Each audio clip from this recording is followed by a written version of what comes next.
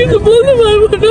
কারিনা মারা যাওয়ার পর থেকে কুকুরটা এইভাবে কান্দে। কারিনার মৃত্যুতে সবচাইতে বেশি ভেঙে পড়েছেন তার বেস্ট ফ্রেন্ড কামরুন নাহার ডানা।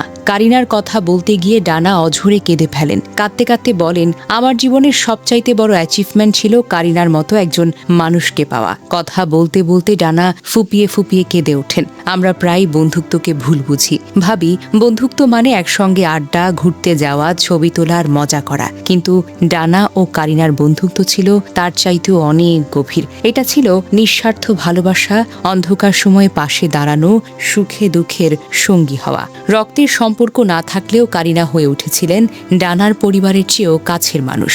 শুধু মানুষ নয়, কারিনার প্রাণের আরেক সঙ্গী তার পোষা কুকুরও এই বিদায়টার মেনে নিতেই পারছিল না। কারিনার মরদেহবাহী অ্যাম্বুলেন্স যখন বনানীর বাসার সামনে শেষবারের মতো আসে, তখন সেখানে উপস্থিত হয় তার পালিত কুকুরটিও, যে কুকুরটিকে কারিনা নিজের সন্তানের মতো আগলে রাখতেন, যার সঙ্গে তিনি সময় কাটাতেন, আদর করতেন। সেই কুকুরও যেন বুঝতে পেরেছিল তার প্রিয় মানুষটি আর ফিরবে না। এই দৃশ্য দেখে উপস্থিত সবার চোখে পানি চলে আসে। পশুরাও যে মানুষের প্রতি এত গভীর ভালোবাসা রাখতে পারে তার জ্বলন্ত উদাহরণ হয়ে উঠেছে এই ঘটনা। কারিনার বিছানার উপর পড়ে আছে তার ম্যাকবুক। হাসপাতালে ভর্তি হওয়ার আগে কারিনা বলেছিলেন, এটা থাকুক, এটাতে কাজ আছে, বাসায় এসে কাজ করব। সে কথা বলার সময় কি কারিনা একবারও ভেবেছিলেন তিনি আর কখনো বাসায় ফিরতে পারবেন না? জীবিত অবস্থায় এই ঘরে আর কেউ পা রাখতে পারবে না? নিশ্চয়ই ভাবেননি, কেউই তো ভাবে না। কারিনার ঘরে কুশন কাভারে লেখা বর্ন টু শাইন। জন্ম হয়েছিল আলো ছড়ানোর জন্য, কিন্তু সে আলো হঠাৎই নিভে গেল। বাবা কায়সার হামিদ যখন মেয়ের এই ঘরটা দেখাচ্ছিলেন, তখন তার চোখের দৃষ্টিতে মিশেছিল অপার্থিব যন্ত্রণা। যে বিছানায় মেয়ে শুয়ে কাজ করত, স্বপ্ন দেখত, হাসত, সে বিছানাটা আজ খালি পড়ে আছে। ম্যাকবুকটা এখনো অপেক্ষায় আছে, কিন্তু যে হাত দুটো সেটা খুলবে, সে হাতটা আর ফিরবে না।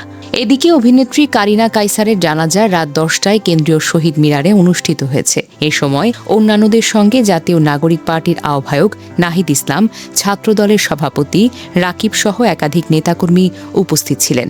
একই সঙ্গে কারিনার বাবা ও জাতীয় ফুটবল দলের সাবেক খেলোয়াড় কায়সার হামিদ উপস্থিত ছিলেন। এর আগে মাগরিবের নামাজের পর রাজধানীর বনানী DOHS মাঠে প্রথম জানাজা, বাদ এশা বনানী দরবার শরীফে দ্বিতীয় জানাজা অনুষ্ঠিত হয়। আর সোমবার ফজরের পর মুন্সিগঞ্জের আব্দুল্লাপুর মরদেহ দাফন করা হবে বলে কারিনার পরিবারের পক্ষ থেকে জানানো হয়েছে।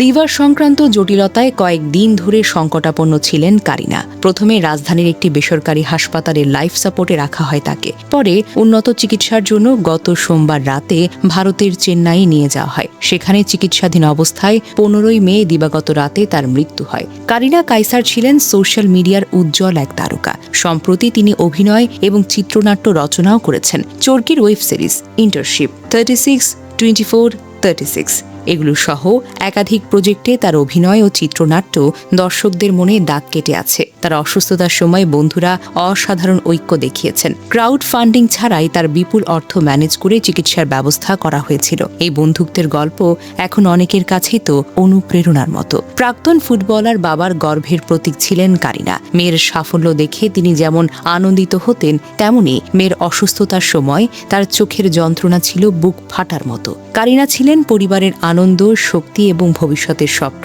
আজ সেই ঘরটা খালি, বিছানায় পড়ে আছে তার ম্যাকবুক আর কুশনে লেখা বর্ন টু শাইন, যেন নীরবেই কাঁদছে।